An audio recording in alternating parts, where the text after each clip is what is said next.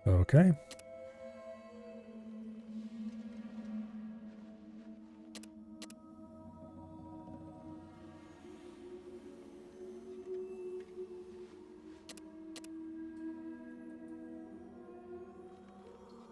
Yeah, basically 5.7 would be a million times better. If it just had a little bit more taper to it, that would make it a little bit less dumb. Or if it had any amount of taper to it, I should say. It'd make it a little bit less dumb. It would require the magazines to be maybe slightly tweaked. Probably not, though, if the taper was small enough.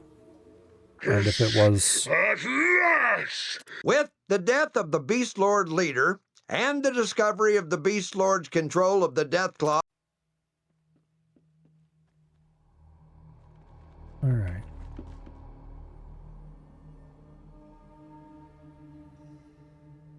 Not sure where you think you're going. But the dude's dead as hell.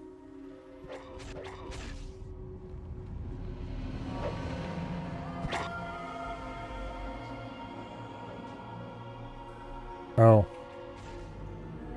Forgot about this part. Rebecca. Farsight, get over here. Yeah, there's Deathclaws down here, okay. What are you shooting at? Bad Scorpion, okay. Yeah, there's Beast Lords dying over here.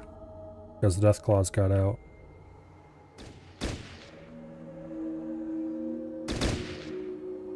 Alright, go talk to the matriarch, please. You fight as if you were from my own brood, warrior. Alright. Yay, you rescued the Deathclaws.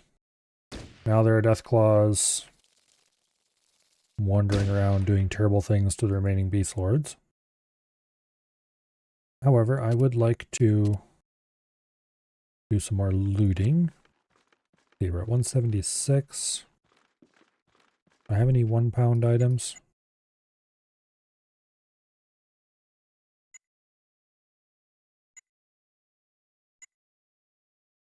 Not really. Oh yeah, there we go. Give that to Brian. Damn it, I'm staying right beside him.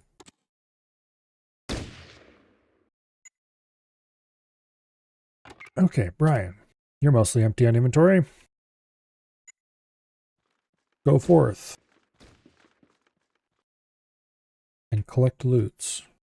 Actually, you better bring Jax along with you. Yeah, see, there's a friendly Deathclaw.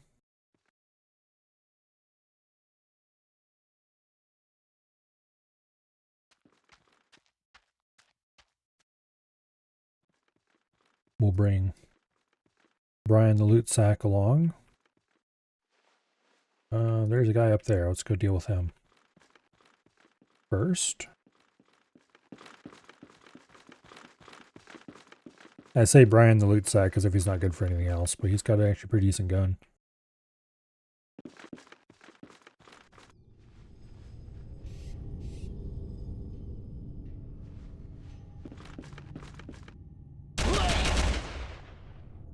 Alright. Solved that problem. Damn it. Why'd I... Okay, let's loot the other one too. Might as well. Alright, Brian, get over here. We gotta transfer some loot to you.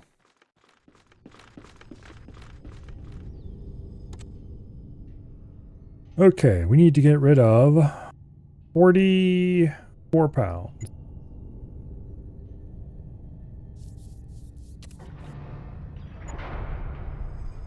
Okay. Let's just start transferring stuff out until we're under the limit.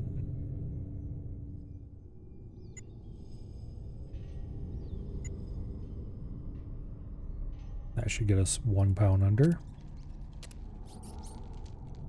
No, I know better than that. Send Brian over there.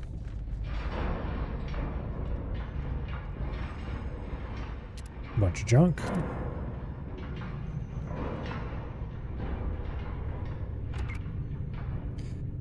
Okay.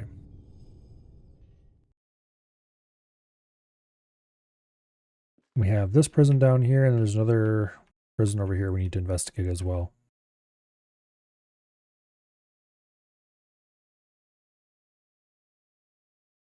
I mean, technically, we don't need to investigate everything.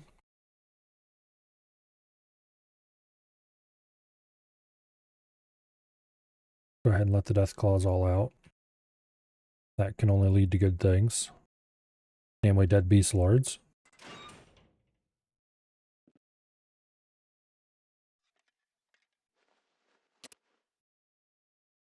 Damn it, I know better than that.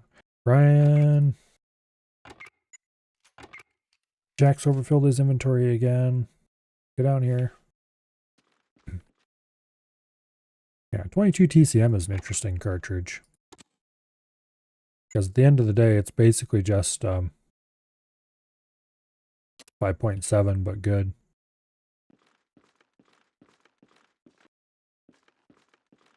Oh wait, we're still over encumbered.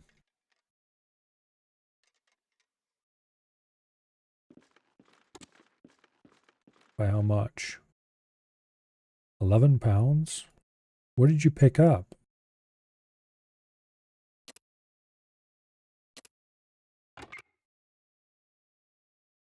Alright, well, you two fools. Get back over here, and then we'll go investigate the other prison area.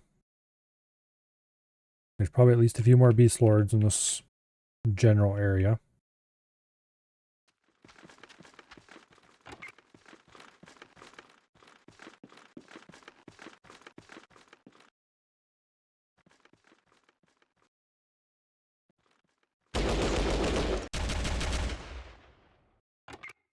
How we got that close to him without noticing him, but he's very dead now, and he didn't do him any real notable amount of damage.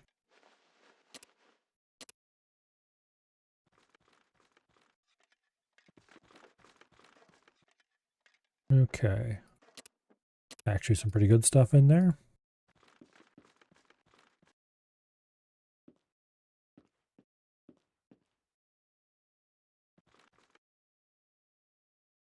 Alright, Brian, get your butt down here.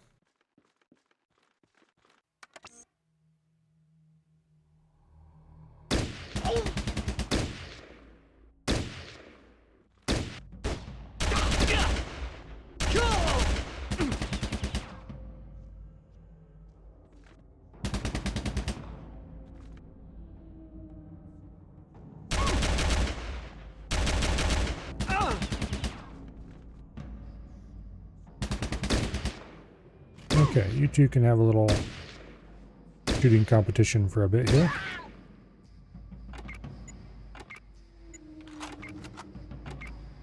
Okay. Now, I can't remember if there's anybody important in these cells. That's why we're checking.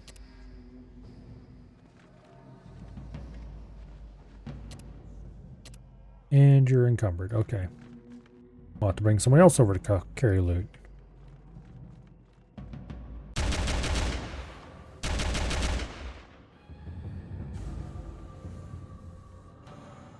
There's a few civilians who haven't been rationized yet.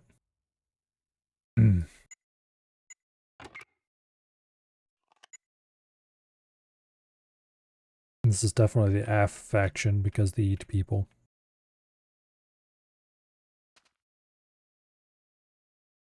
Okay. Now, you two fools can only carry 150 each, but that's more than what we can carry on what we have, so get over there. Also, Stitch, you probably shouldn't be too far away from that either. Oh, fine. Pathfinding again.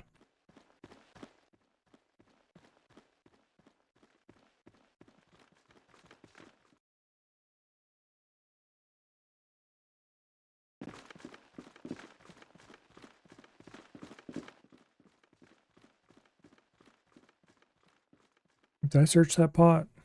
I don't think I did. Stitch, go check.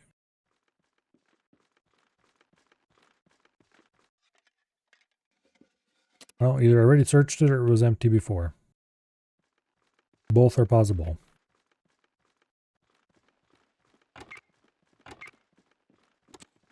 Okay, how much are you carrying? A few pounds. All right. Give that to Rebecca, please. Bang on. Okay, Rebecca. You're the lockpicker in here anyway. Actually. Okay. Let's get Rebecca to loot all the idiots in here that haven't been looted already.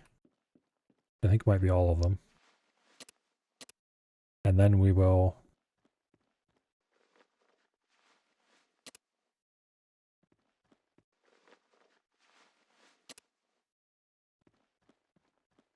check around here a bit.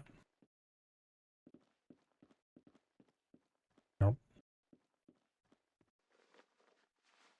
I don't think any of these people have names, so...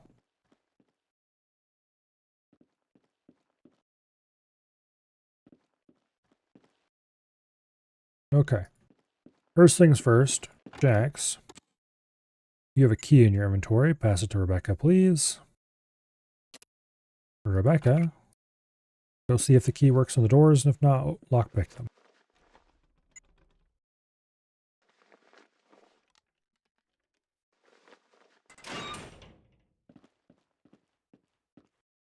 Alright, we probably better actually, before we let too many of them loose,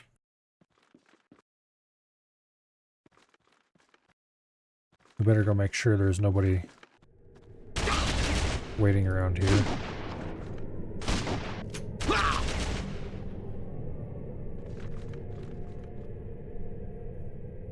Oh.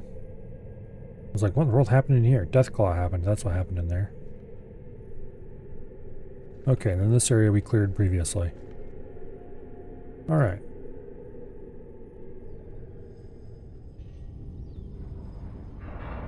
Rebecca?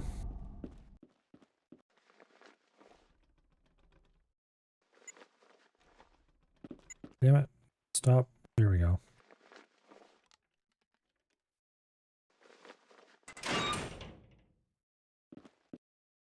Yeah, these are just all random unnamed civilians.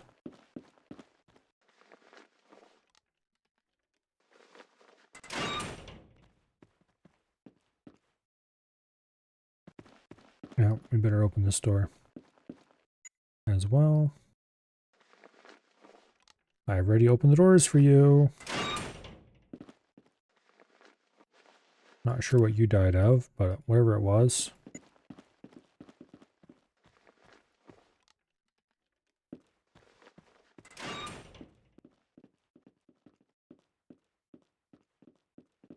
Get up and get out of here.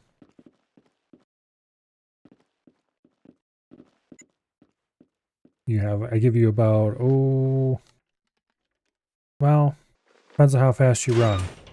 Probably about a 60% chance, less chance of being eaten by a beast lord now.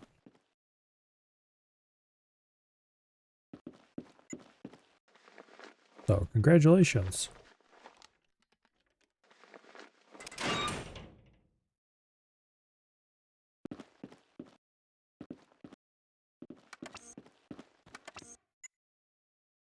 Alright. I'm not sure if you get anything for opening these doors or not. Probably or not, if I had to guess. Anyway. Let's search this crate. And there's some bodies to collect, and then I think we're done.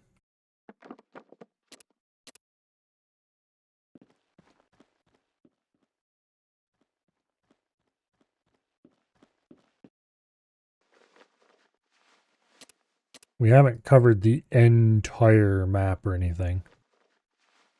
There are some small sections of the map that I haven't poked my nose into yet. But those are pretty minor. And I don't think there's any loot worth mentioning in them. I could be very wrong about that though. Namely, we haven't gone into any of this area over here. Which I think is all bug infested.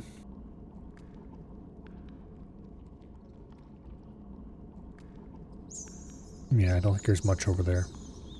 There might be, but we're not going to bother about looking through it.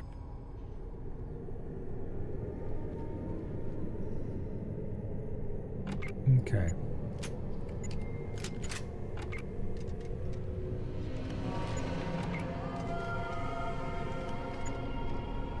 Let's get everybody gathered up. Oh no.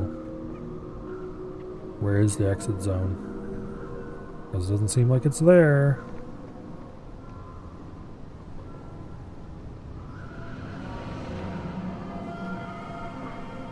No, it's only here at the bottom corner. That's gonna be a pain in the ass. Okay, well, I guess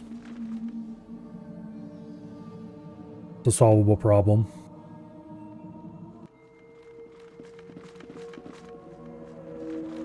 It's a solvable problem. It was just a problem I hope to entirely avoid.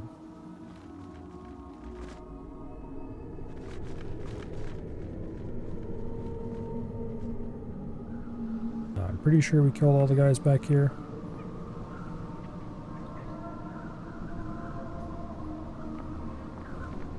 From now on, I'm a vegetarian. Well, you're a fool then. And I don't...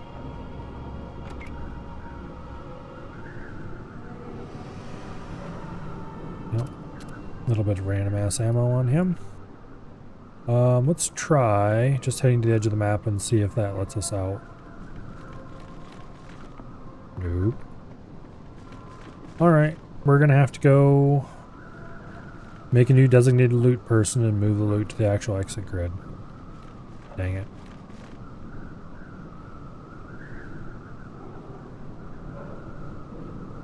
Doesn't seem like any of the bodies have despawned, so that's good news.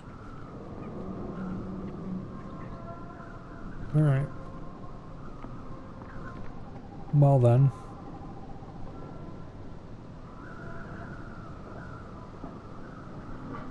Oh. When you're over encumbered over a certain amount, you become immobile rather than just over encumbered, which is a problem, as you may imagine. Okay, Jax and Brian as the two people with the least interesting inventories. And also the most carry weight. We'll go over here and help carry the load. How much weight are we talking about having to move? 700 pounds. Nice. How much can you carry before you go immobile? Good question. I guess we'll find out. Because if I can get it balanced across all three of them so they're not quite immobile, but they are over encumbered, I will absolutely do it.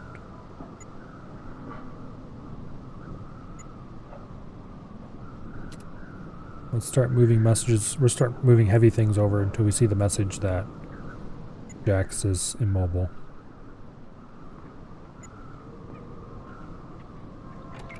Oh, he's immobile already. Okay. It didn't pop up a message for him. Brian is also encumbered right now.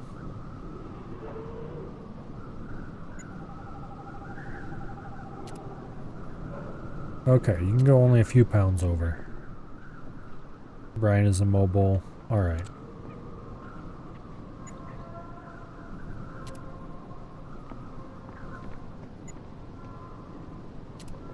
Okay, there we go.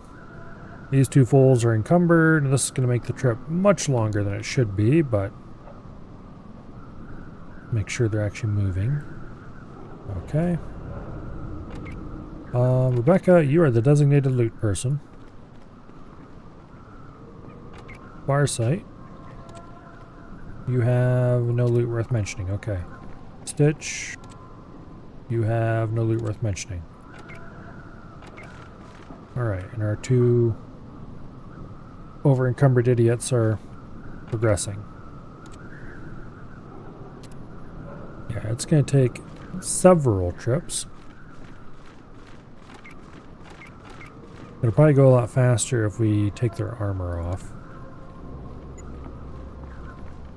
Yeah, because the armor weighs 35 pounds. And it's not like power armor where the increase from wearing the power armor offsets the weight.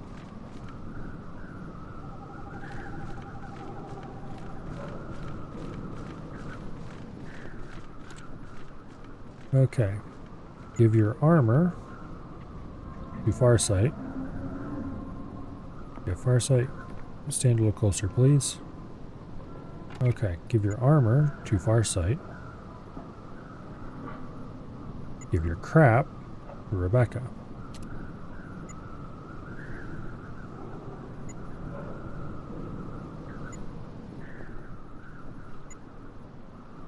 And then we're going to have to transfer all this loot again later.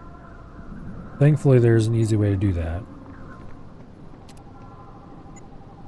But when it comes time to actually sell it, we'll have to transfer it all to somebody standing over by the... what do I call it?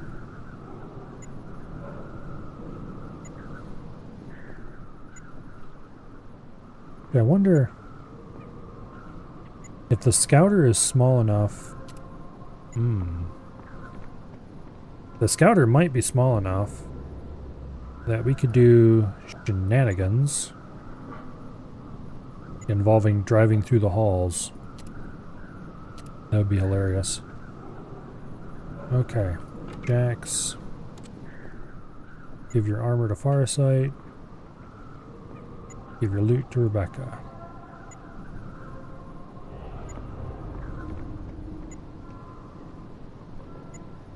Yeah, the scouter might be small enough to drive through the halls. In which case we could drive it right over to beside the quartermaster. And then pass loot out the window to whoever's standing beside. That would reduce the number of trips you'd have to run back and forth between the vehicles and the main bay.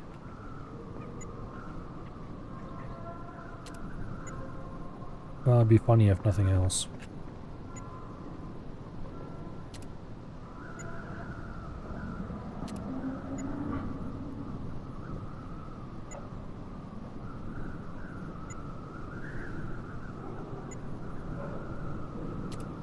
Okay, let's keep passing stuff over. Let's leave that. We'll give that to Stitch. Give that to Stitch too.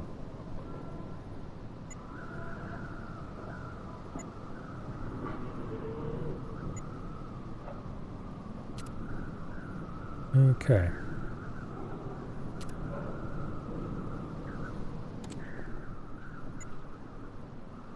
Supplies to Stitch.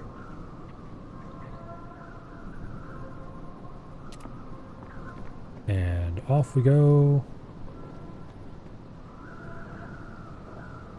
to the north to pick up more loot.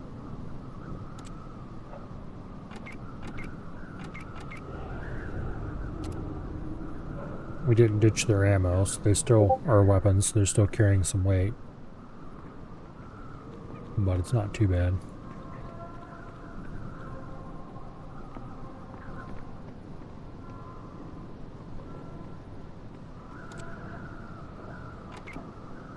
Alright. Start loading Jax up first until we see the message Jax is encumbered. And then we'll go unencumber him for faster trips.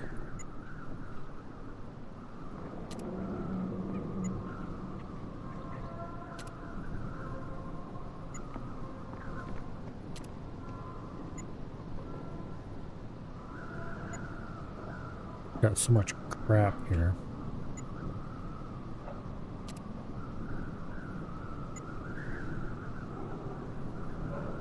The old UIs. Well, let's put it this way. If this was the inventory management UI for a modern iteration of a game like this, it would probably be well criticized.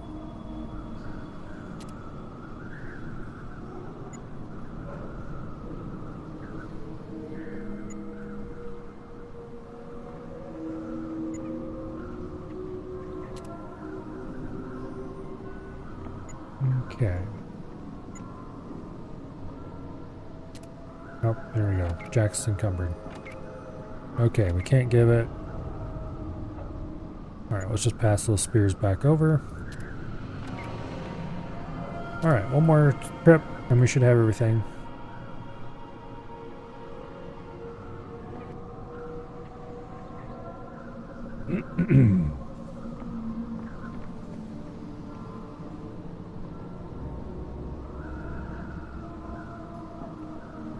Okay. They have arrived, or will arrive momentarily. Pass it all to Rebecca.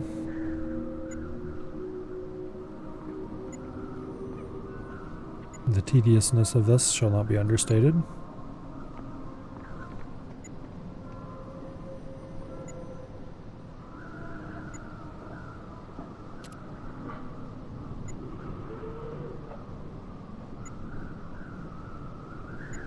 It has a high level of tediosity. I hereby declare that is the word.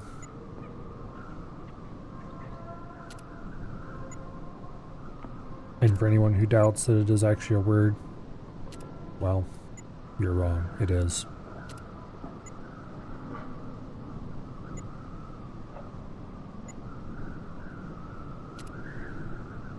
Okay.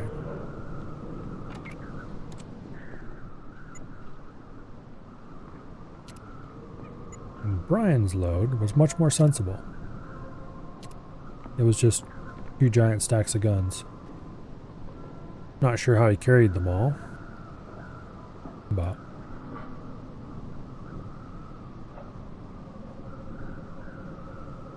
maybe he just stacked them all in his arms or something. Back we go for what is hopefully the last load. Oh, it should be. It was like 300 and some pounds. Technically, probably need one person to load it all out.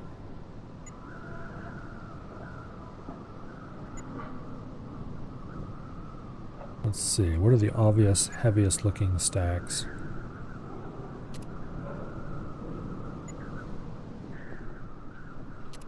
Brian, you can have that one. Okay, we're still encumbered, but we're no longer immobile. I would like to get down to mobile, because then everybody can run back and it'll go a little faster. Okay, there we go. Alright, everybody, get back here. We're ready to leave.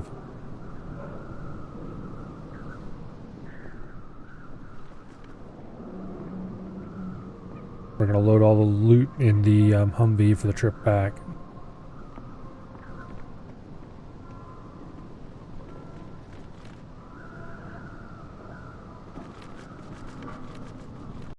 Excellent work, warrior. The beast lords have been eliminated, and the monsters are no longer under their control.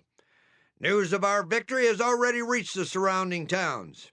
The Brotherhood's reputation alone will now have new recruits flocking to our front door. Our scribes were correct on the Beast Lord's relationship with their animal lackeys. The Beast Lord's inherent telepathic suggestion is a unique ability. It's acquired through prolonged exposure to an unknown radiation present within Marden's underground caves. Unfortunately, we will not be able to duplicate this feat. The scribes explained that this unique mutation only manifests in humans that have been exposed for at least 20 years. But it is of little matter, since science and discipline will always be victorious over ungodly mutation. These are strange times, warrior. The Deathclaw matriarch spoke to our elders today. It seems that her gratitude is genuine, and that she is allowing some of her spawn to remain behind when her brood moves on. These Deathclaw young are to be treated as honorary initiates to the Order.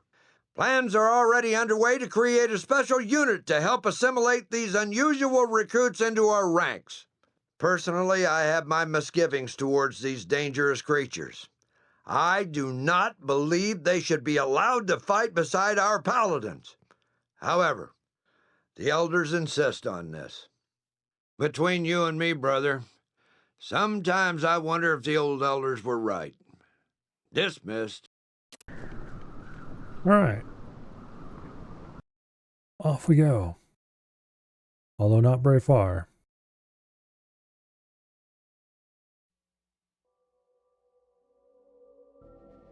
We're just going to progress to the edge of the area. And then we're going to stop.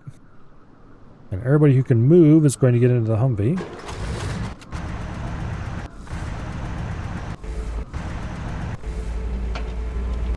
going to drive as close as we can without running Rebecca over. Okay, Rebecca, can you get into the Humvee now? Yes, you can. Awesome.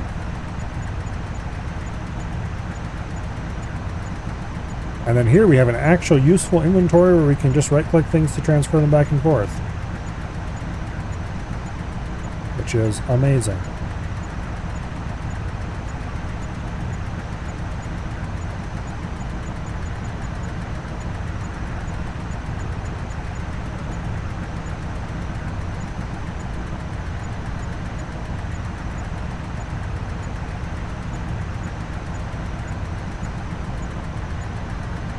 Okay. I don't know why I didn't transfer those over.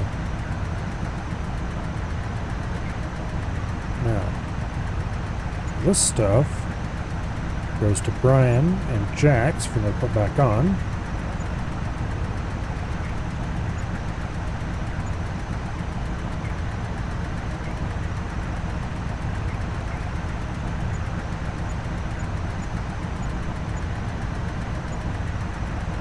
This goes over to our glorious leader. Okay.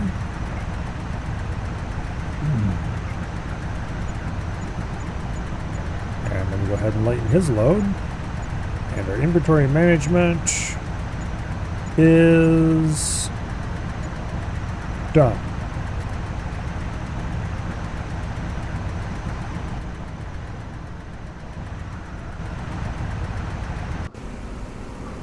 Now we just drive on out of this bit of random terrain and on with our voyage back to the bunker, where I'm pretty sure they'll tell us to move to the next bunker.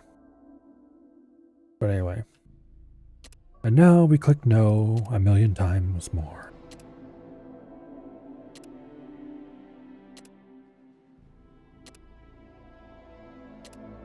Oh, damn it.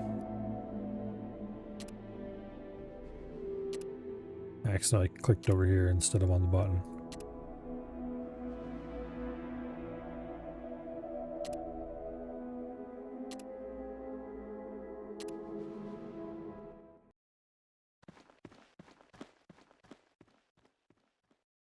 Where are you going? Get back here. Oh, I know what this one is.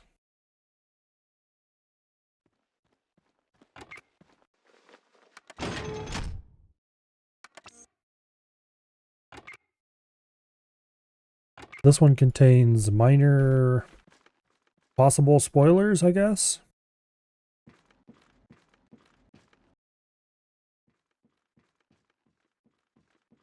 Here we have a whole bunch of people running on treadmills. And a robot walking around.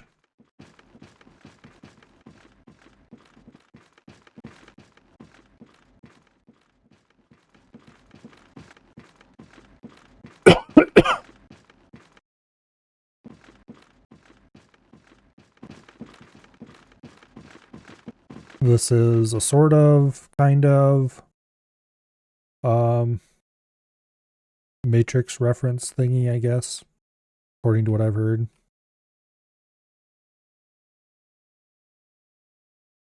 But anyway. And yes, there are humanoid robots in this game. Unfortunately, we will encounter them later again. Okay, I can't remember if this guy gets pissed off if you try to unlock that, so let's save before we do this. And Rebecca, get over here with your lockpicks.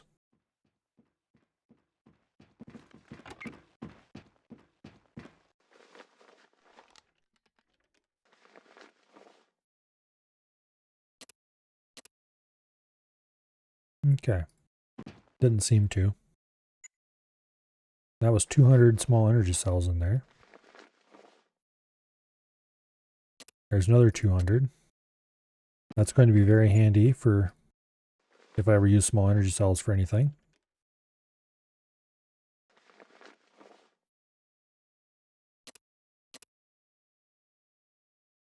Wait, Farsight? What Okay, he doesn't have any weapons equipped. There's no reason to try to do murder.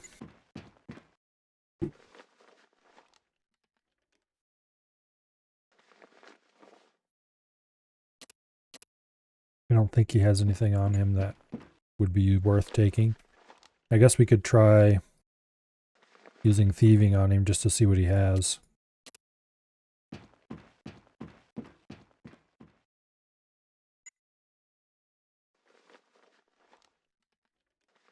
Anyway. We have acquired 1,200 small energy cells. That's probably enough to do anything we could ever want to do with energy cells. Go ahead and save the game again. Use steel on humanoid bot. He's got a little bit of ammo on him. Nothing valuable. Okay.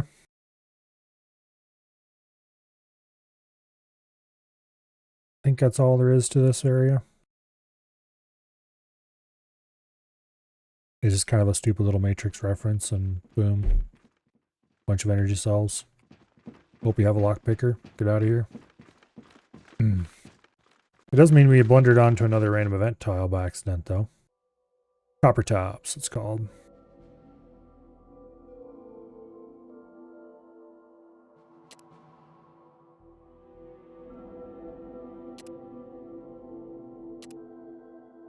Let's see if we can hit some other more random events on the way. I don't think you can get two in the same tile in a row without saving and loading.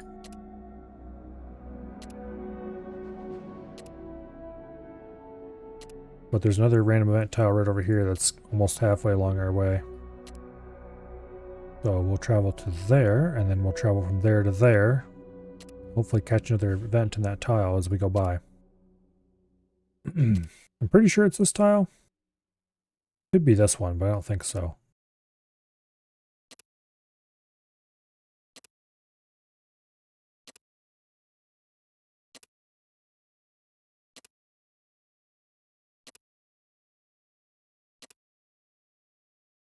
Anyway.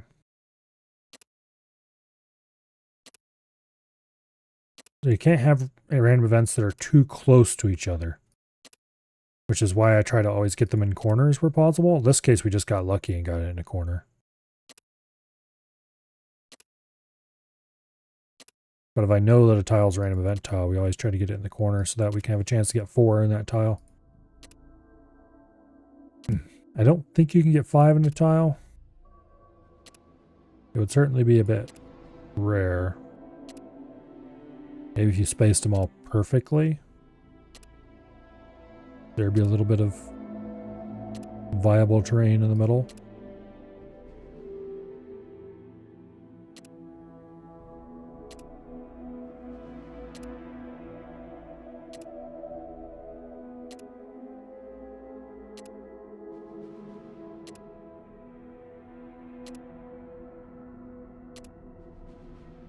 Alright, well, we went across the corner once.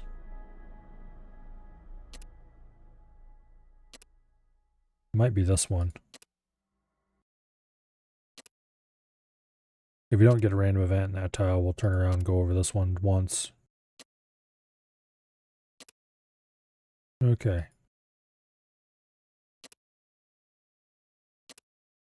We could stop in a Bazaar Day, but I don't think that's worth it.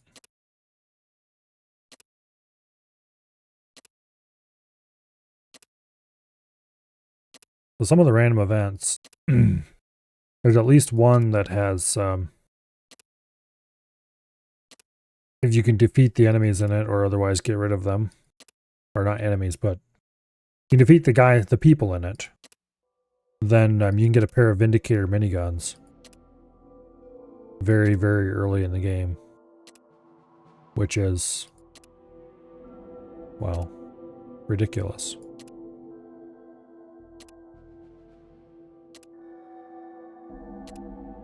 Everybody needs Vindicator miniguns.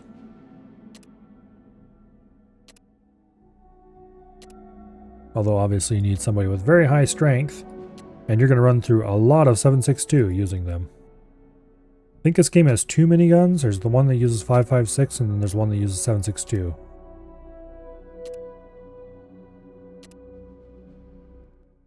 What do we got? Pitch black. There's Riddick.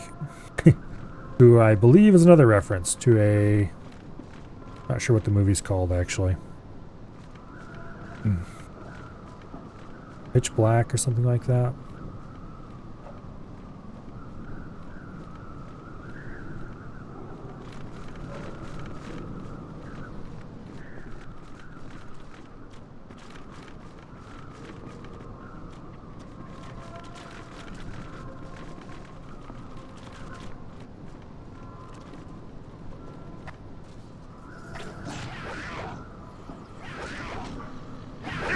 Best claws in the dark.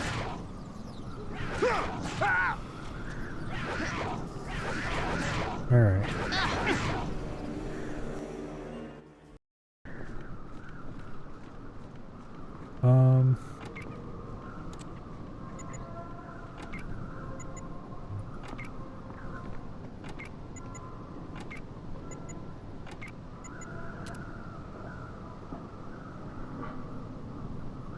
Alright, let's see if we can follow old Riddick without getting eaten by Deathclaws in the dark because we can't sneak. Now we should be able to sneak because I removed everybody's armor who wasn't able to sneak. Supposedly he shows up as a recruitable person, some people claim. I don't think that's actually true. Uh-oh.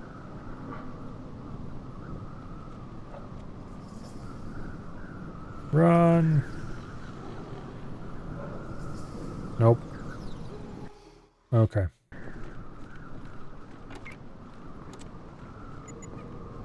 Everyone with metal armor, please remove it.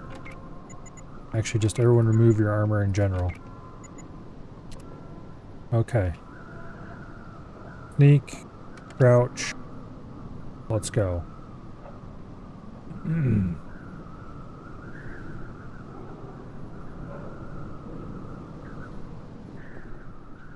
Well, that's not ideal.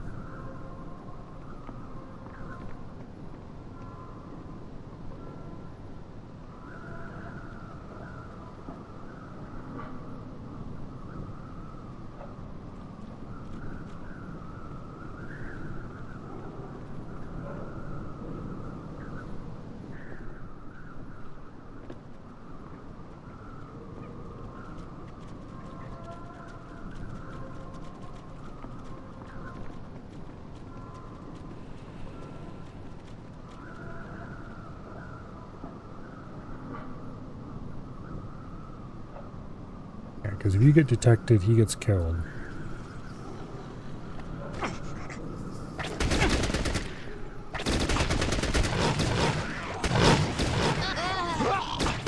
Nope. Everybody's dead. Damn it. How do I deal with this little problem? Because we definitely do not have sneaky characters this time around.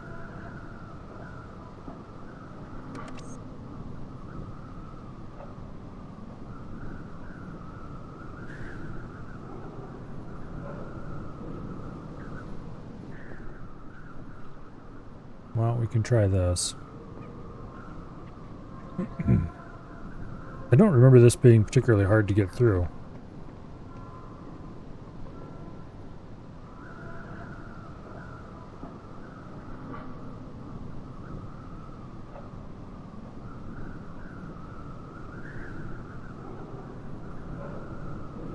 Crawling through the green goo is definitely a good idea. I recommend it.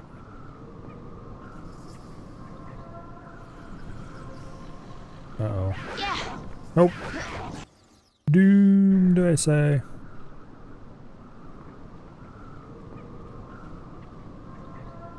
Okay, there are Deathclaws out there in the distance. Lots of them.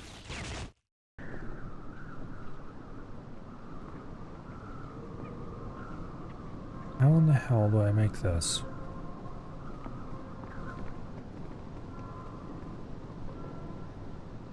Did I always just go with stealthier characters?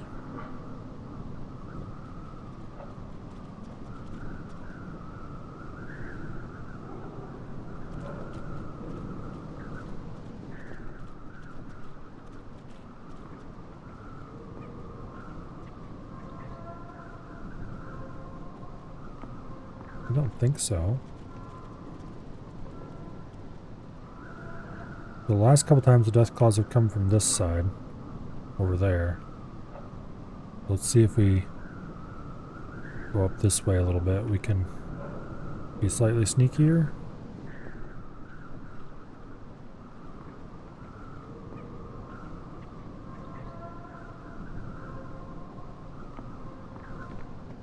I don't see any up that way. Or detect any. Up there's one.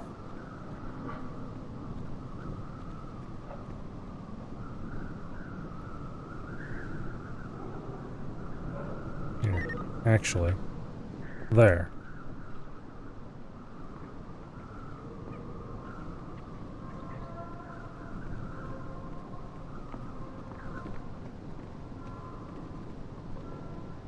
Okay, good old Riddick has made it to the exit.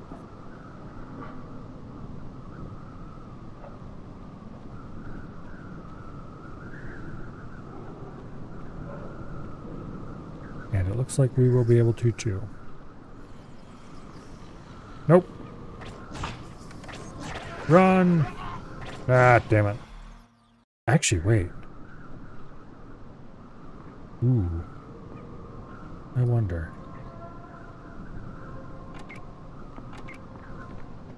I think I might know a way to finish this.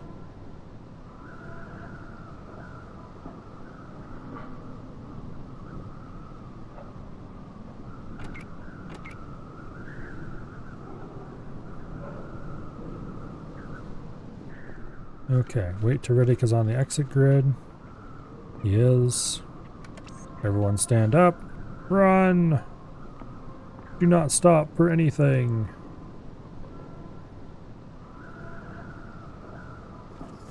Run like the death claws are after you. Because they are.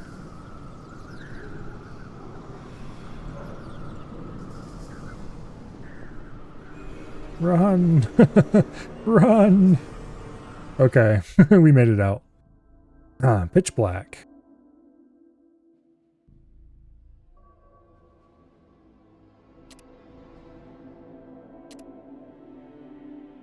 Alright. We'll cross a corner just in case we get another one. Oop, yep. Okay, apparently you can get 2 in a row. It's just rare-ish. We have Fat Man and Little Boy over here.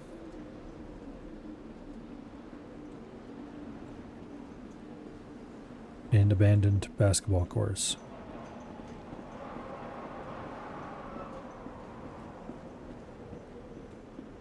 And they're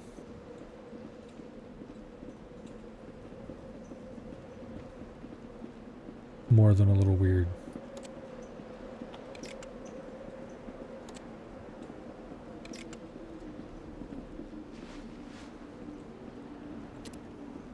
Go ahead and check their inventories and see if they have anything useful.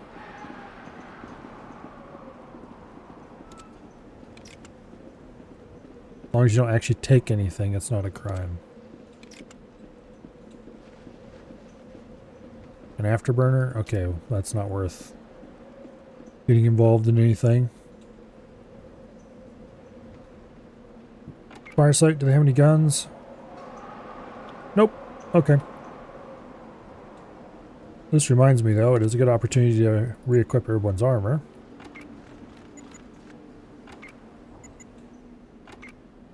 After the attempted stealth debacle. And we better get back in the Humvee, because if we leave it here, we're never getting it back. Actually, I'm not sure about that. I can't remember if you can get them back from random events, or if they just disappear if you leave them in there. Yeah, they're leadists.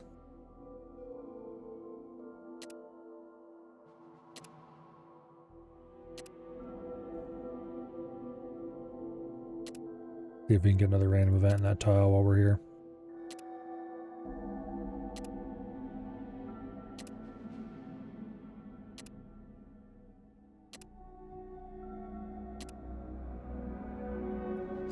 Probably not.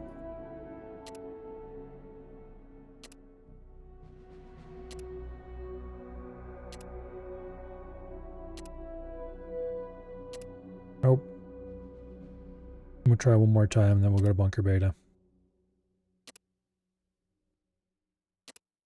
Alright, off to bunker beta. I'm not sure how many random events there are, but there's a bunch of them. Some of them are useful, some of them are just weird references, some of them are nothing.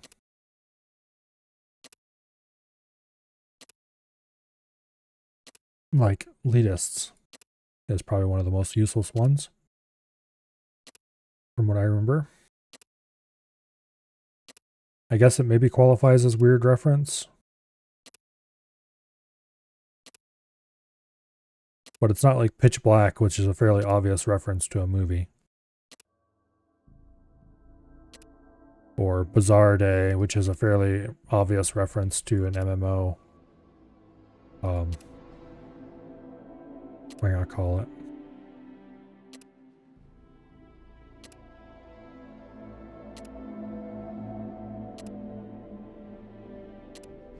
Come on, let me get back here. We're so close. Alright, into the bunker.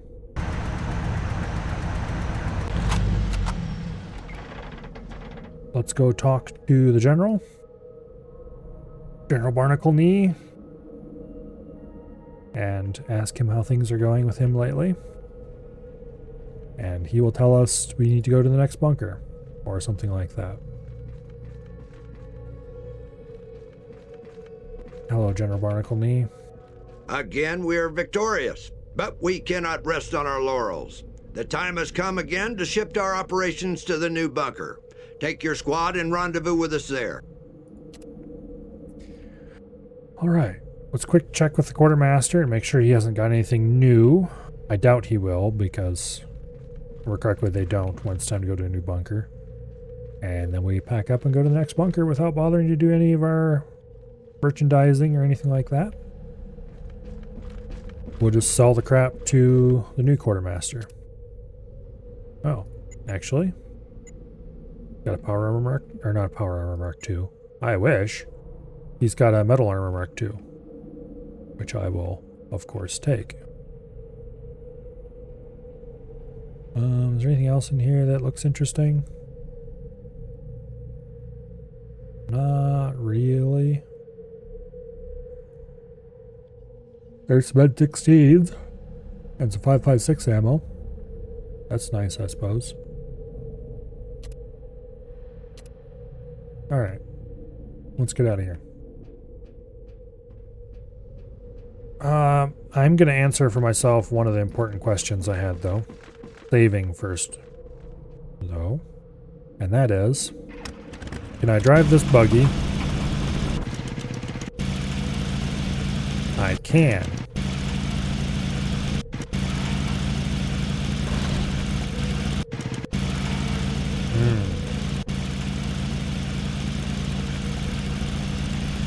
Could you please get out of my way so I don't run you over when I leave?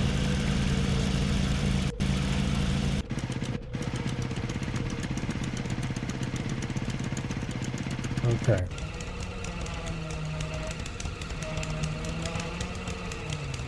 Well, that means we need to bring this thing with us, because we can use this as a loot scoot.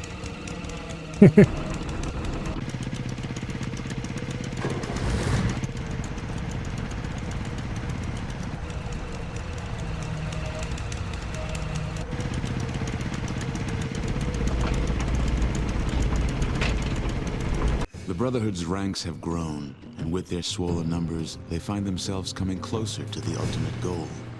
The time to expand is now. Leaving an outpost behind, the warriors begin moving westward into a region known as the Belt. It is a scarred and desolate land, filled with death and the relics of a time before. Those who dwell here have scraped together a bleak existence, built on blood and grim determination. These isolated people are as hard as any in the wasteland. Pressuring these people to join the ranks of the Brotherhood will not be easy. Many will not understand the Brotherhood's glorious vision to reunite the people. Some resistance is expected. While the inhabitants are dangerous, the land itself has the power to stir up fearful memories in some of the generals and elders. They tell of the ill-fated flight across the mountains and how their mighty airships were torn apart. Old lore and surviving data suggests that at least one of the great Brotherhood Zeppelins was lost in this very region. If it were located, there is a chance the equipment and supplies it contained could be salvaged and returned to the noble purpose for which they were intended. There may even be survivors, but few hold any real hope of this. Only time will tell. Okay. Bunker Gamma. Where's that? Over here by Martin. Okay, that's not too big of a deal. Now we click no about 1,000,000 more times while we head south. And we'll see if we can hit another random event along the way. It'll be fun.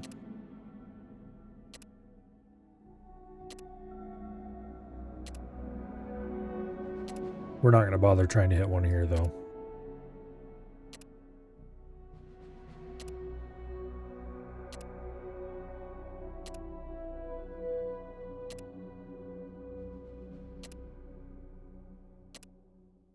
Are we there yet? No. No. No. No. No. I'm going to go insane.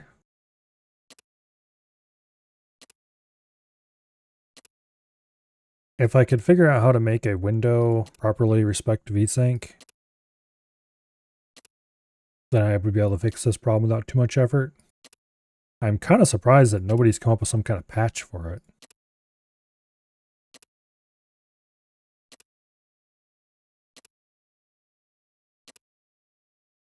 But anyway.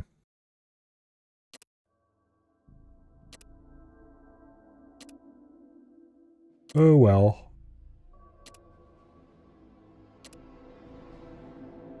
I suppose it's a small bug in the grand scheme of things.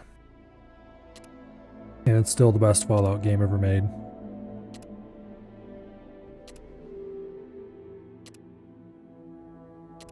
Sorry, Fallout 3, you're just not quite as good.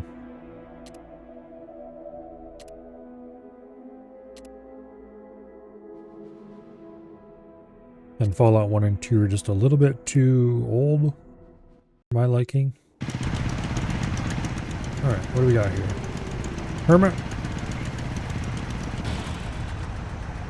Let's go talk to Mr. Hermit. Hey, Hermit. What you got? Ooh, you got a bunch of shit.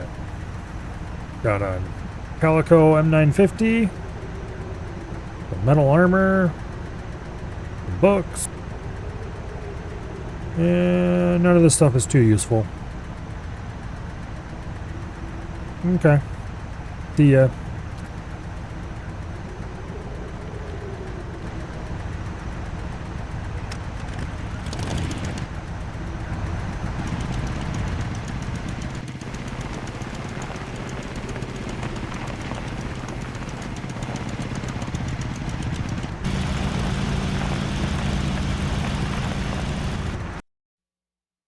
Okay, we have encountered a hermit. Let's go to Bunker Gamma.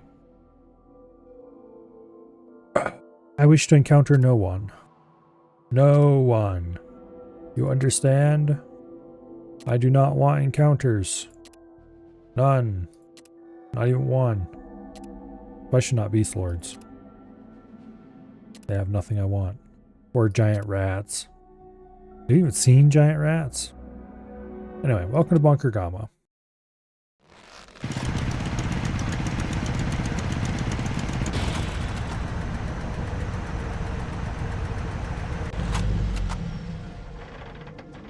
Alright.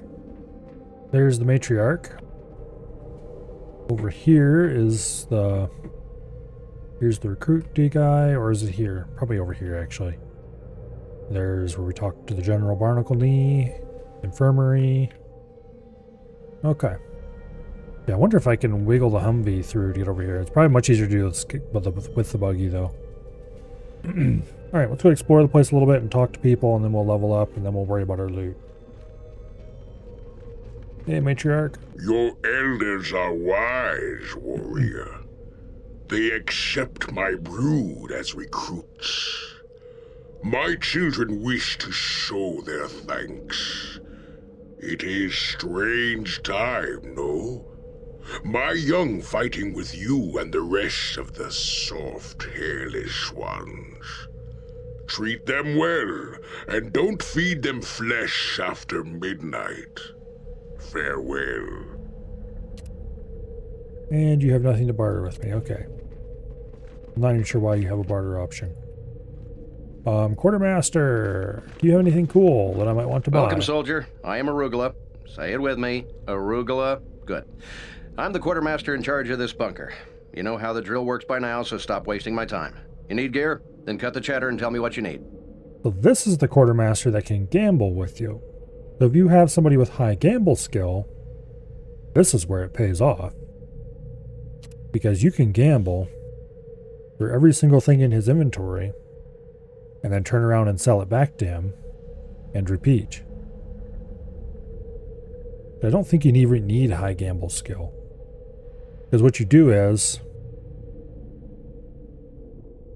the way the gambling works in this game is you can offer far more than the value of the item, and that increases your odds of getting the gamble, if I remember correctly. So you offer... No? No, that's not how that works. Damn it, how does it work again? There's a trick you can use that you can gamble away all of his stuff for... You keep all your money and you get all his stuff, basically. I think you have to do it like a couple items at a time or something, though. It's either you try to gamble for all of your money against one of his things and you win every time, or it is you gamble 1 unit of currency for some valuable item and repeat over and over and over and over till you get it. And I don't remember which it is. But anyway, you can gamble away all of his stuff. And then you can sell it back to him and get a ton of money.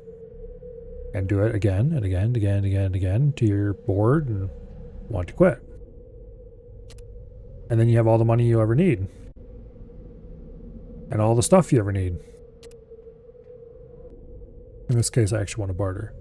Does he have anything I want to buy? Not really. We can finish outfitting everyone with metal armor.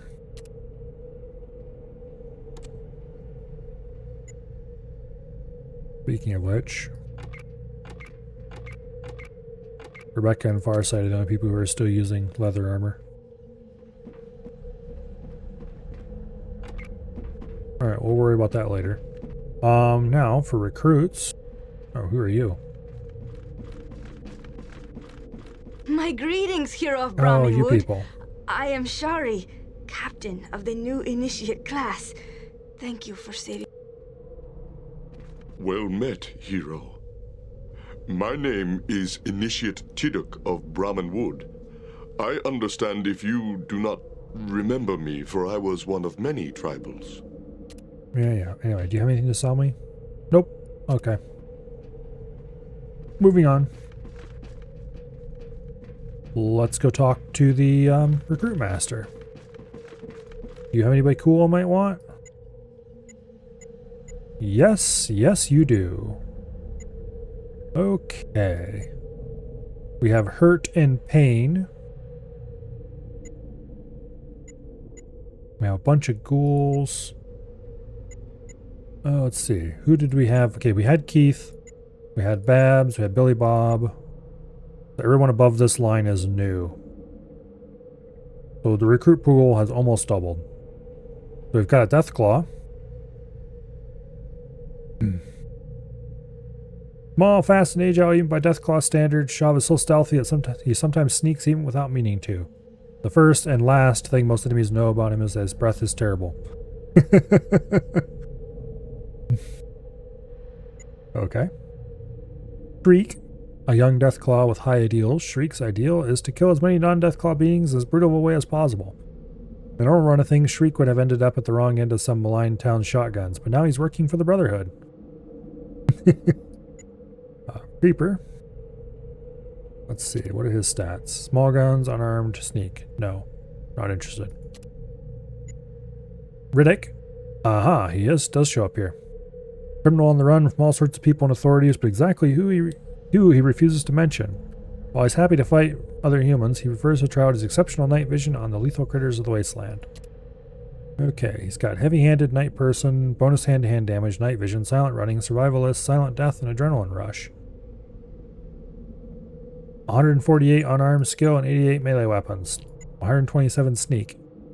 If we wanted a melee character, this is probably the best we could do for that. Night person and heavy-handed as well.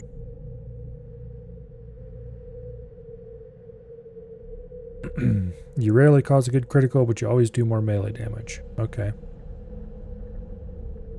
Level 10. Martin. One of Martin's ancestors used to run a software company in England until it sank. Okay. And he is traps, pilot, and energy weapons. He has glowing one, Fear the Reaper, Scout, and Leadfoot. I don't know if I'm interested in any of the ghouls, to be honest. Herald. Small guns, throwing, traps, and repair. He has Bonsai and Way of the Fruit.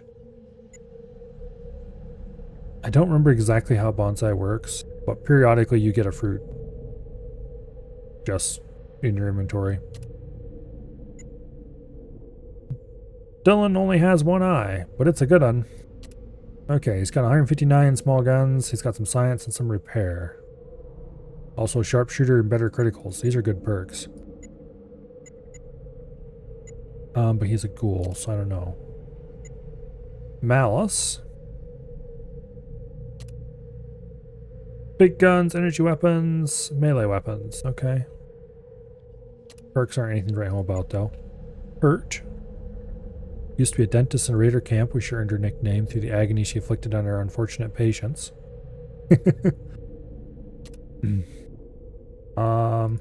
Comprehension, team player, stat. She's got small guns, first aid, and doctor. Okay, well that's not a very good doctor. If she had big guns, maybe. Small guns, melee weapons, first aid. No, thank you. Mother is big, hairy, and scary. So this is the matriarch. Supposedly. Bloody mess, gifted, domesticated. You've undergone extensive house training and developed higher than normal intelligence, however you do less unarmed damage. Perks are Death Sense, Brutish Hulk, and Hide of Scars. Death Claws have special set of perks that no one else gets. 25% bonus detecting enemies using the sneak skill. You almost never run into sneaking enemies, so that's not worthwhile. Double the normal maximum hit points each time you gain a level. Okay. And 15% to all resistances but fire. 130% unarmed. I don't really want a Rip'n Terror character, otherwise I might be tempted.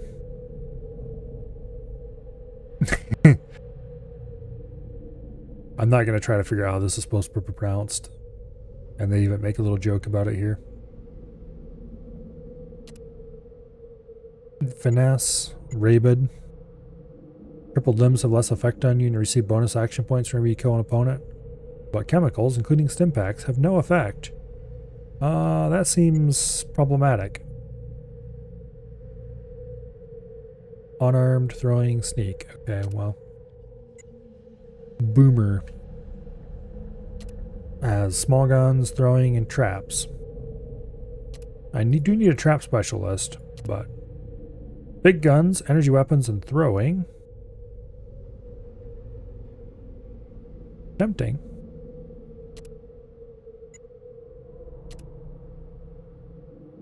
Big guns, energy weapons, and throwing. And Ed. Small guns, lockpick, and repair. Pack Rat, Mr. Fix-It, Dodger, and Tech Wizard trait.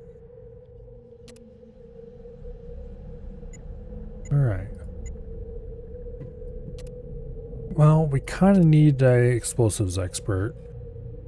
But I don't really want to take any of these. None of them seem like what I want. But also I would like to get rid of Farsight and Stitch. Well, let's level everybody up first. Okay, we are level 9, finally. Better criticals. That's a good one.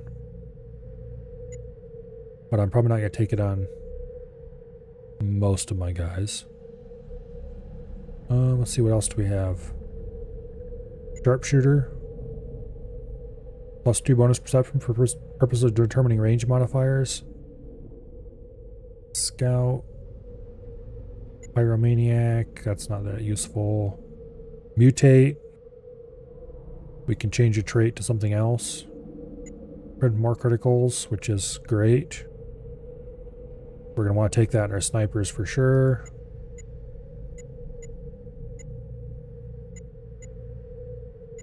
Educated. It's not that great. I mean, it's okay, but...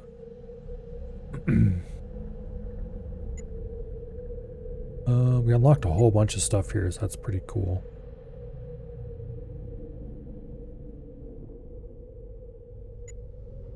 Awareness. I don't know what I want to take on this character yet. Let's go ahead and get our doctor up. I think we can probably ditch Stitch now.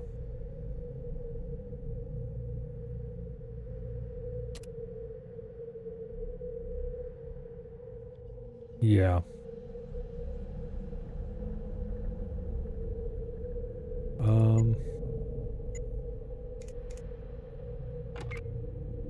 Okay. Let's see. This is Jax. He's our big guns, and currently he's serving as our close range dude. So, what kind of a build do I want to do on him?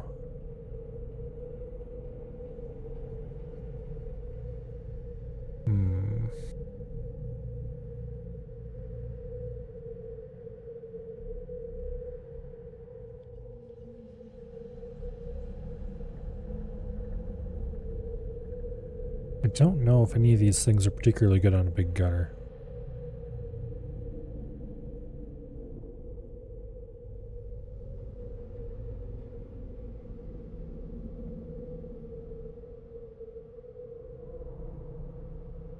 Yeah, we'll keep saving his perks, because there's some stuff coming up in a few levels, I think, that'll be very nice. And let's continue giving him more big guns levels. Okay. Brian, similarly, big guns, I think.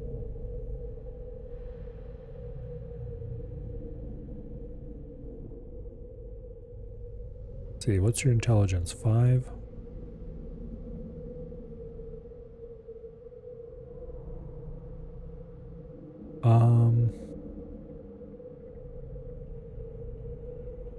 His strength's not great. Let's just leave his perks alone too for now. And let's give him more big guns as well. Okay. Rebecca. Here, I'm pretty sure we'll take some perks.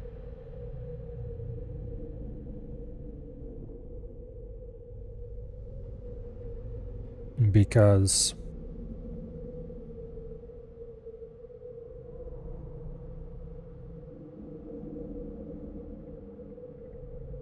there were some stuff that I saw in here, I thought. Sharpshooter is amazing on a sniper. And then she doesn't have any. Let's actually do mutate. Because we can make her way better if we give her gifted.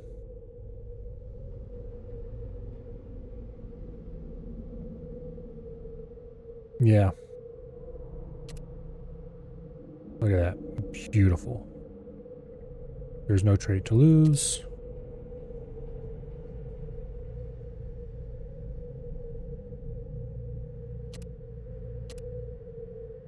Okay, it looks like we kept it, so that's nice.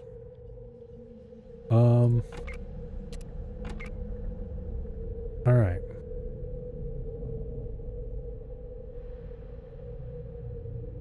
Yeah.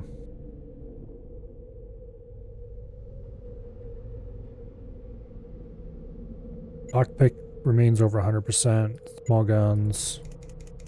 We'll bump that up because she's going to be a sniper rifle at the end of the game.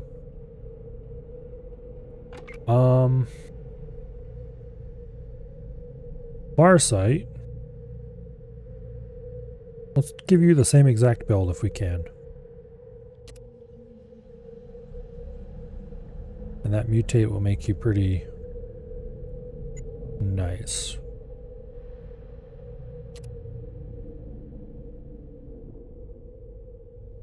I think that's a good deal. Then we'll, after that, we should have more perks available in the future. Where's that? Gifted. There it is.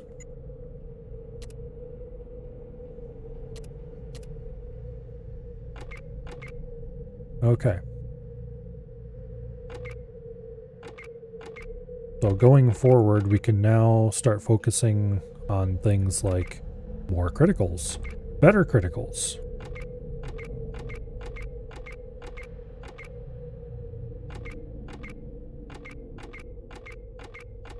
These two are very similar. Actually, damn it. I really should have put those points into Outdoorsman. Now we can't get rid of Farsight yet.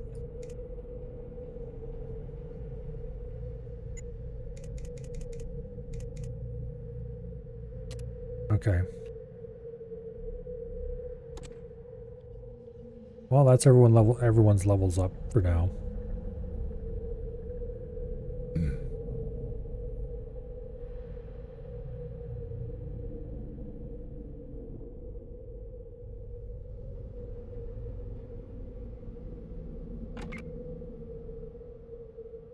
We do have bonus range damage available.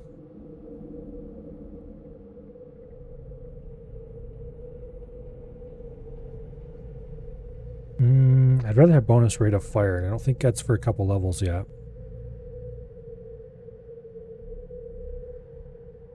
Extra 15% damage is nice, but I don't think we need it just yet. Anyway. If we get rid of anybody, we're getting rid of Stitch. And I don't think we're getting rid of anybody yet.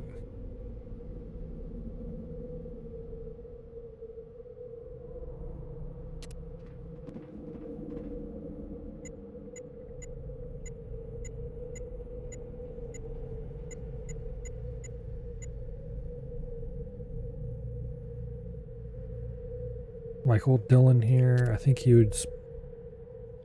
He does have science and repair, which are super useful. He starts with sharpshooter and better criticals. He has 14 perception. Holy crap. 2 charisma.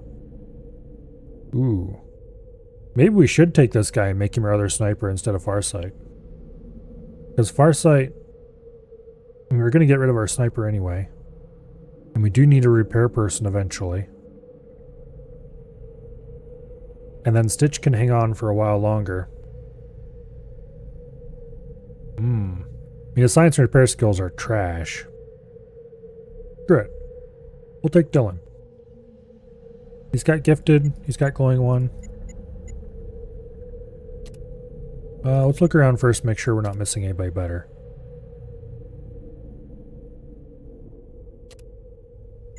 I don't know why I just clicked on him and went, oh, let's look at him again. Because actually, he does fill a lot of our needs. He can be Farsight's replacement as soon as we have Outdoorsman a little higher on what's-her-face. Actually, let me check something. If I can buy a Outdoorsman book, we can get rid of Farsight right now and swap Dylan in.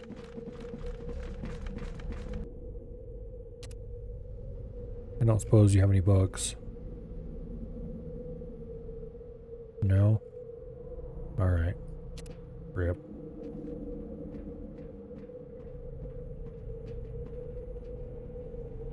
Alright. So it'll have to be Stitch we get rid of.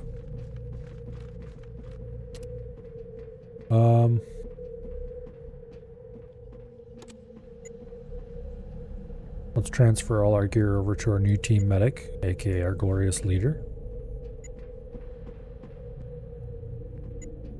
Who's not as good of a medic, and is definitely not as good of a shot.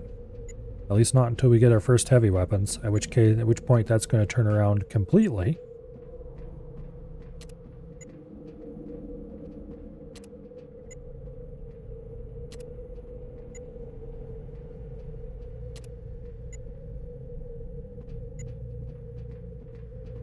Okay.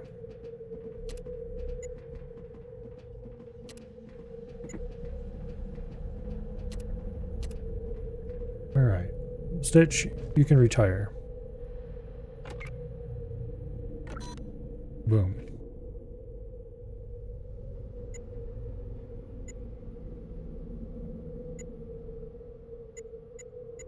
What were you again? A doctor? Who has actually decent small gun skill?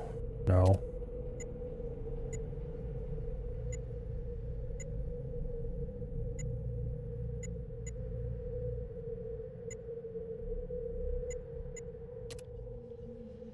Yeah, you're... oh, wait, you do have traps. We do need a trap expert.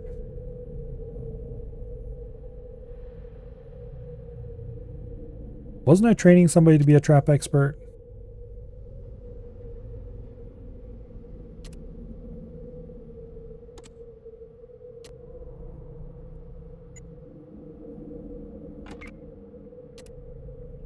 Yes. I was training Jax to be our trap expert. He's 83. Damn it, I need to remember that next time we level him up. Yeah. Okay. Jax needs to get any traps expertise going forward. We'll grab Dylan.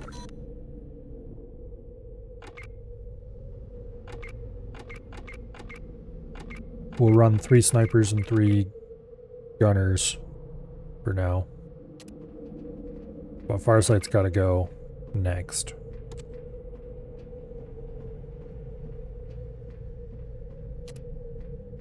Anybody we pick up to replace Firesight at this point is going to be temporary,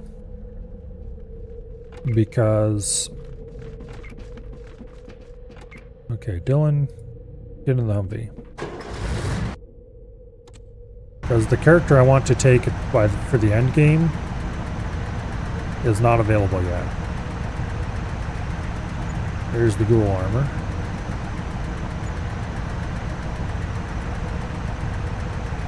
I don't think you can put proper armor on them. Let's check with this stuff. Nope. The ghoul armor is the best you ever get for armor on ghouls, which is bad, and is a pretty strong downside, but for a sniper it should be okay. He's going to be pretty kind of squishy though. We'll take a hunting rifle. And do we have any 7.62 in here? Yes. 200 rounds of 7.62. And how about stim packs? Doesn't look like it. Okay. Take a couple repair kits though. And what other skills did you have? Science? Repair? Actually, did we have science in anyone else?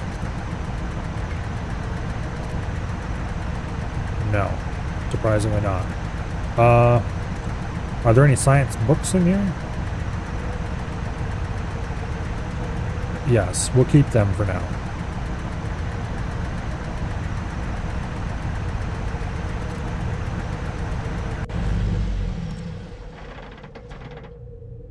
Okay.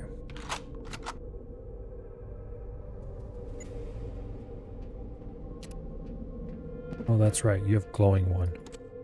How big of a downside is that?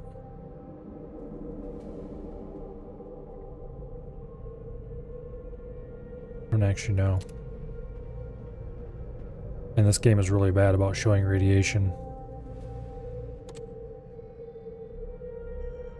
Not even sure where it would show up. Over here, maybe? If you get irradiated enough? Anyway.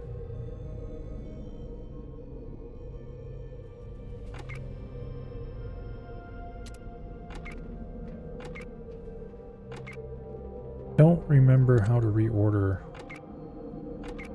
There we go.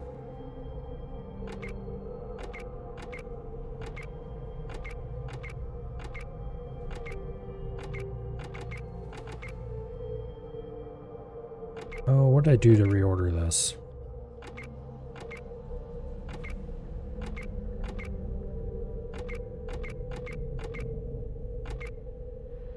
Okay.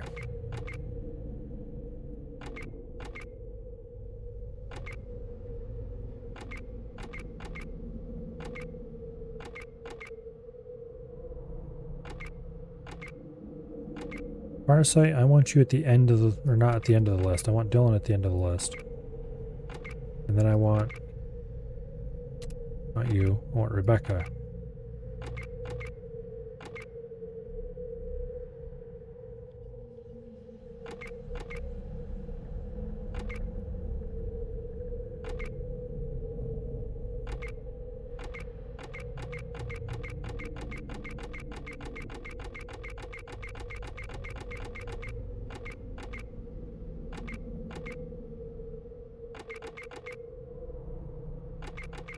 What kind of weirdo system is this?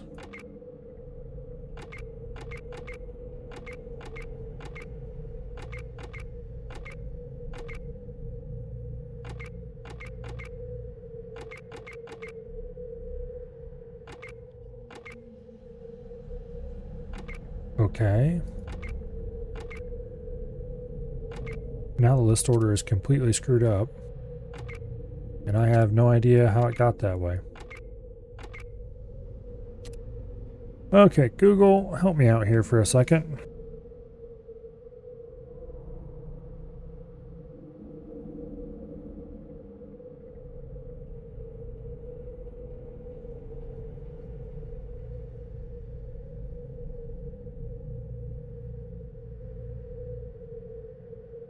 Okay.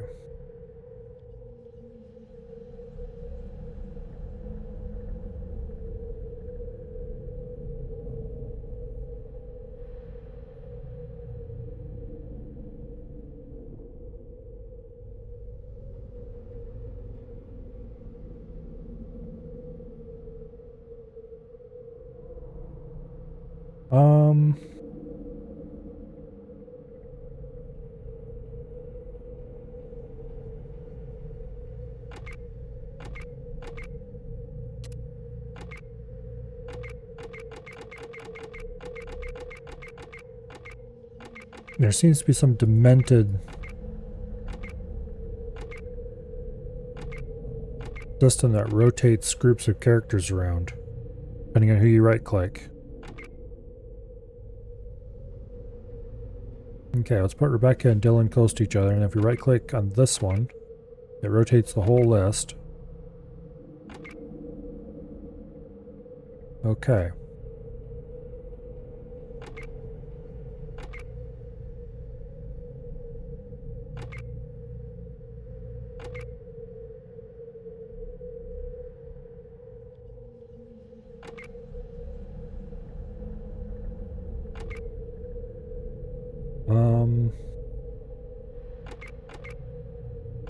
Let's get it to here.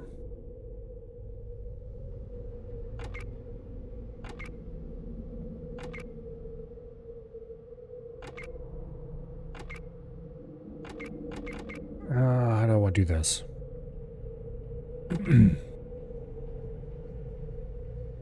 This has become a puzzle game.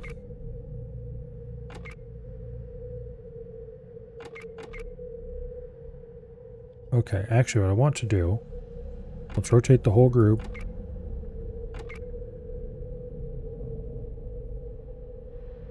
And then we rotate the last 3.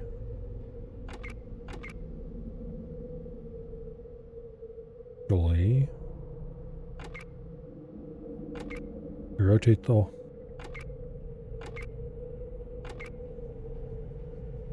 Okay. Wasn't there... Okay, this rotates the last 4. This rotates the last 3. This rotates the whole group. Okay. So let's rotate the last 3. Get Rebecca to the front. Then we rotate her 1 forward, and then we rotate the last ones like this.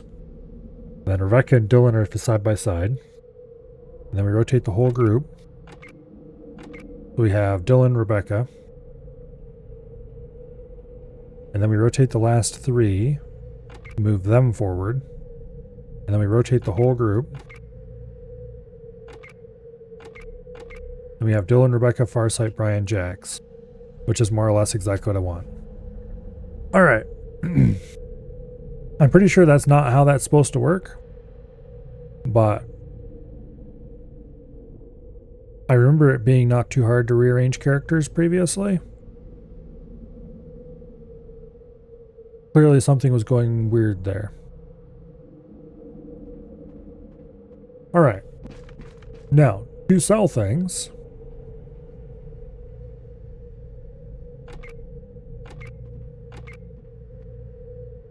Jax, why? Oh, you're radiated. Okay, this is actually going to be a problem.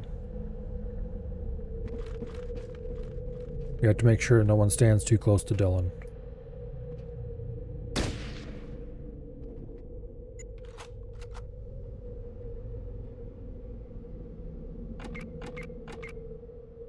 Which is going to be annoying. Anyway. You need to be fixed then. Which we will do... I think we can just talk to the doctor and have him fix people up. Here, you get back. Dylan. You go stand over here in the naughty corner. Jax. You go talk to that doctor. We're definitely taking mutate on him as soon as possible to get rid of that mutation. Greetings, warrior. I say definitely, but I don't actually know. Okay, well we can buy Radaway, but he doesn't otherwise offer anything useful. Alright, get in the Hummer. There should be a Radaway in the inventory somewhere. Unless I got another glorious leader, which I might. I think I do. Okay, glorious leader person. There's the Radaway. Use on Jax. Okay. Now. Glorious leader person, please get in the Humvee. And take every single thing that we want to sell out. Because I am going to engage in shenanigans.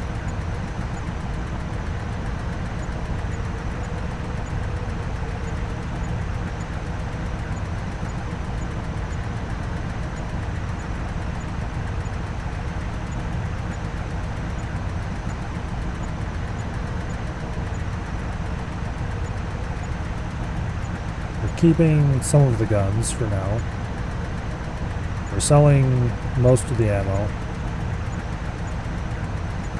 Except useful ammo types.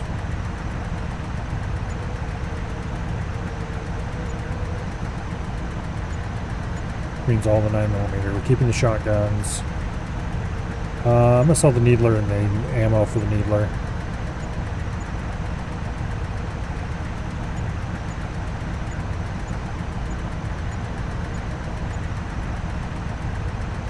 Okay. Any medical supplies are being kept, obviously. going to get rid of those two because I'm never even going to consider using them. Nope, I want to keep that.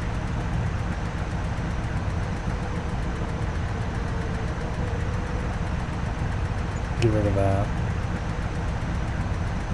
I do believe that is everything we could ever want to get rid of. Okay. Now. Our glorious leader is completely, absolutely incapable of movement. However, I believe that I have a solution to this problem.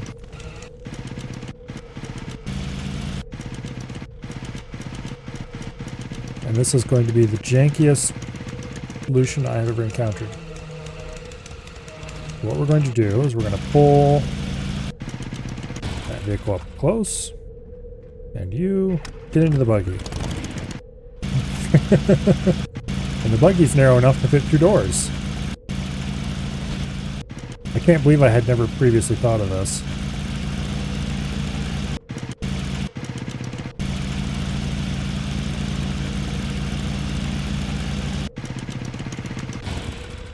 Alright. And now we wait. Come on, Quartermaster Man. It's safe, you can come back now.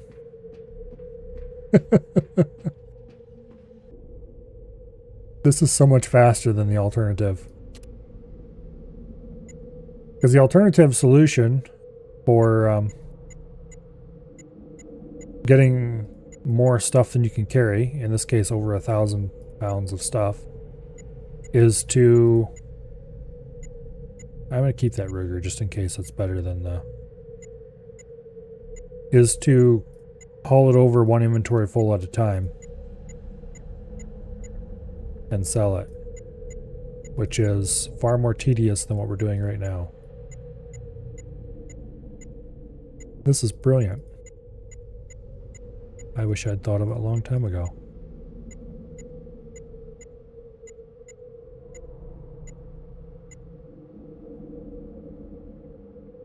Okay. 16K for that. Don't think there's anything we need right now. Maybe.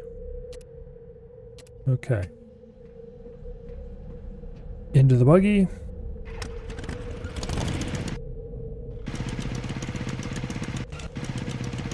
Can you please vacate the doorway so I can back out? Thank you. Run away! Run away!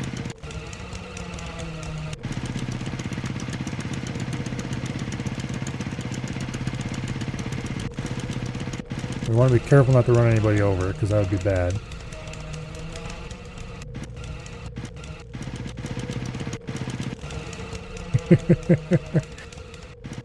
But we don't actually have to take the buggy with us when we leave. We can just leave it here and it'll be available for use when next we need to. What am I carrying that makes me immobile? Oh, it's all the ammo and stuff. Oh, I didn't sell these. The healing powder. Okay, Jax, get over here. I need your help. What do you mean cannot use? Irradiated again. What? Dylan's way the hell over there.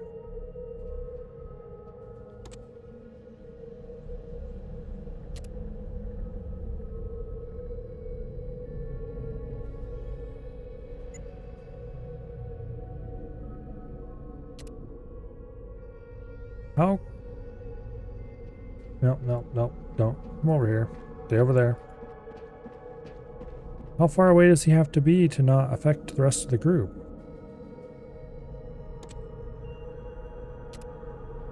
This might be an actual problem. We might not be able to bring this guy after all.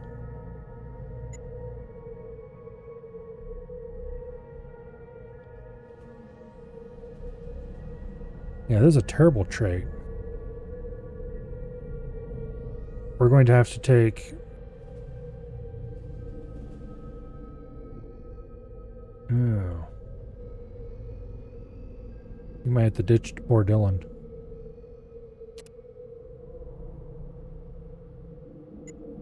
well, there's nothing for it. Jax, get real close up here so we can use the stuff on you. Okay. Now, let's move over the armor. That gets us underweight.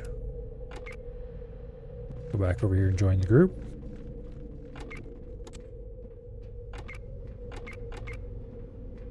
Okay. Well, here's Rebecca and Farsight's armor.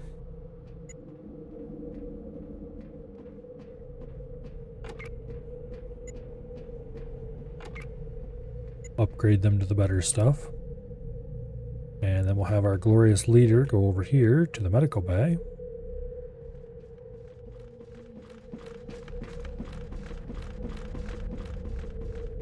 Well met, brother. Good. Alright. Here we're going to sell healing powder. And... oh, there goes the shrimp light. Okay. Let's buy a couple more Radexes.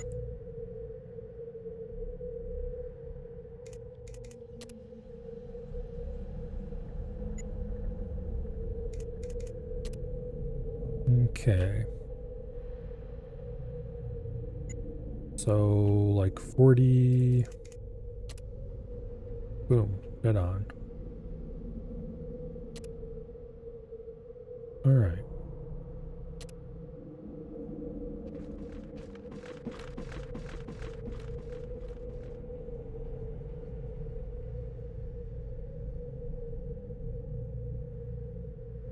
Now, don't stand next to the irradiator.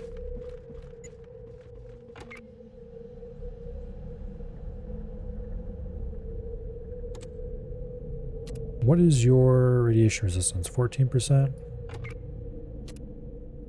Everyone else is even lower than you are. Okay, that's weird.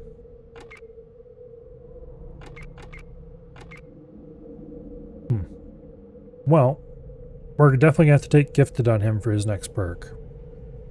I'm not sure when the next perk comes for a ghoul.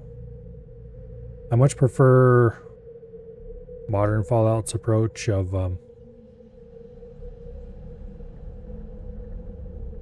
do you call it?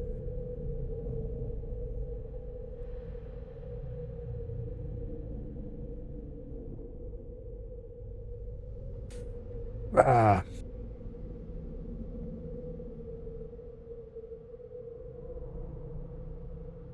Yeah.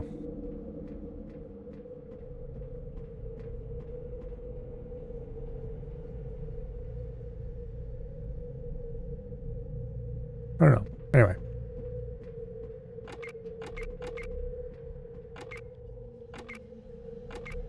I think,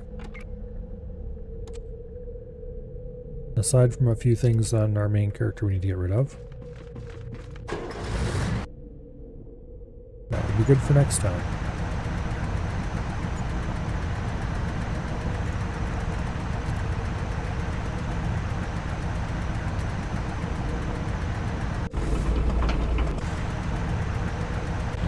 Alright, let's go talk to General Barnacle Knee just so I know what upcoming missions there are, and then I think I'll wrap it up.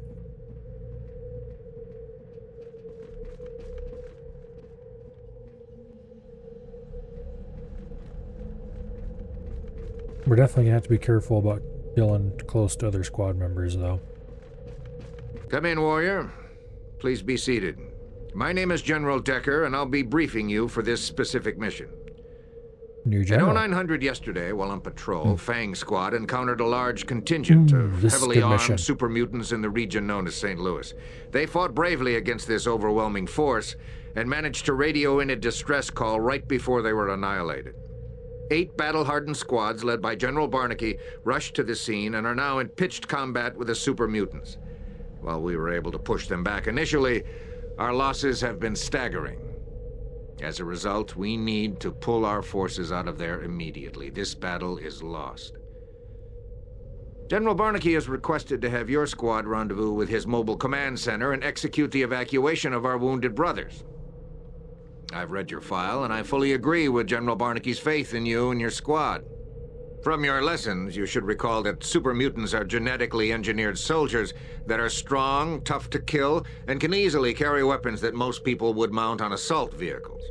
They are to be handled with extreme caution. Heavy weapons. You are going into heavy combat unlike any you have experienced before. Remember to follow General Barnaky's direction. He'll get you out safe. Take an APC and facilitate the evacuation of any wounded squad members. You are to get in and get out. No heroics. I want this to be a by-the-book search and rescue operation. Trust in your weapons, warrior, and they will see you home safely. Dismissed. St. Louis. This is where you get heavy weapons. Because pretty much all of the super mutants here will be carrying various heavy weapons. They'll be carrying saws, they'll be carrying M60s, there'll even be a few of them armed with M2s. And yes, you can get an M2 and enough ammunition to actually use it in this mission, if I remember correctly. It's a little bit difficult to do so, and it's certainly dangerous to do so, but it can be done. If I remember correctly, the first time I played this, I acquired an M2 here, and I used it through a big chunk of the rest of the game, and then when I actually needed the M2, I had run out of ammunition. So that was less than stellar. But this time around, we'll probably save the M2 until later, or bring it out for special treats occasionally. But we'll finally have access to heavy weapons, which means all of our guys with heavy weapons skills are going to be much, much better than they were before. Including our glorious leader, who up till now has been largely useless. However, that is a thing for a later week. For today, I am going to move Dylan over there, and then move the rest of the squad over here.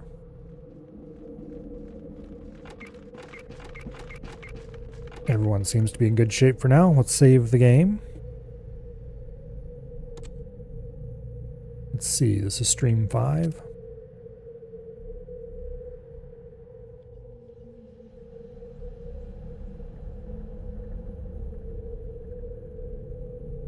Okay.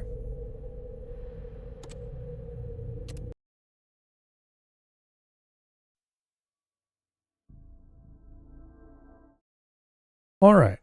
Tomorrow is Friday. And unfortunately, there's unlikely to be any EDF because not everyone is going to be available. So, alas, I will have to come up with something else to do. I'm sure that'll be incredibly difficult. I'm not entirely sure what we'll be doing tomorrow. It could be RuneScape Leagues, or I might go ahead and do something else. I'm just not sure what something else will be. But anyway, something will happen tomorrow regardless. And then, of course, Saturday and Sunday will be a glorious round of Factorio before returning on Monday for more, what do I call it? Crab Champions. Next Thursday is not going to be Fallout. Because instead of playing regularly scheduled game, we'll be playing Creeper World IX, which is coming out that day.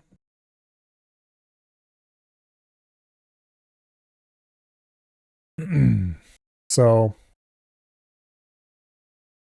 yeah. He said one thing in chat, and Twitch is like, chat is active. You should clip it for the streamer. Please don't. Only clip things that are actually worth clipping. Not Twitch being weird. Anyway. Although Twitch being weird is funny, it unfortunately won't show up in the clip. Anyway. I'm quite looking forward to a new Creeper World game. Creeper World 4 was a disappointment compared to Creeper World 3. But this one looks like it's more similar to Creeper World 2 than any of the rest. And Creeper World 2 was always the oddball of the series. Because the rest of the series have all been top-down, liquid physics flowing over terrain type stuff. Creeper World 2 was a side view of a slice of the world, kind of like Noida. And similar to Noida. And the reason I used it as an example is that Creeper World IX is supposedly going to have particle physics, as in pixel physics. So that should be interesting. We'll see what it's like. Hopefully it doesn't run like crap, like a lot of pixel physics games tend to. And some managed to get around by clever programming. Hopefully this guy did it too. And hopefully it's fun. Creeper World 2 was pretty cool. There's a demo out apparently for IX, so we'll have to see what it's like.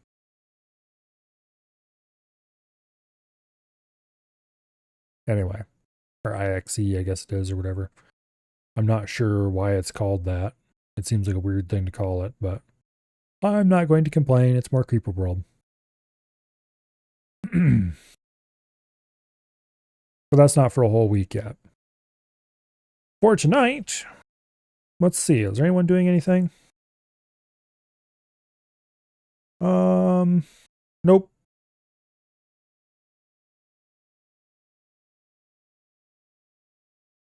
Yeah, no. Oh well. Hopefully you all have an awesome night. And hopefully I see you all here tomorrow for whatever shenanigans I am deciding to engage in. But for tonight, I will see you all later. Good night and goodbye. Or rather, goodbye as soon as I find OBS. There we go.